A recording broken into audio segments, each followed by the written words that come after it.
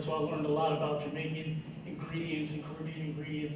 And my father's side of the family, to be honest with you, my grandmother wasn't a very good cook, as my father used to say, but down south, there's some flavors and there's some practices that we put into dishes that we made here today. So we're gonna be doing curry chicken and curry chickpeas.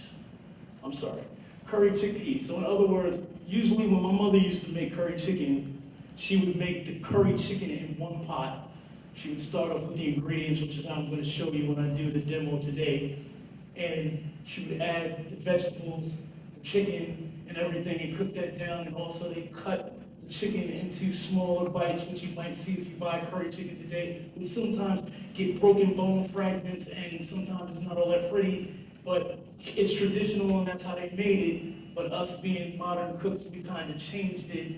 And so now I have a different method of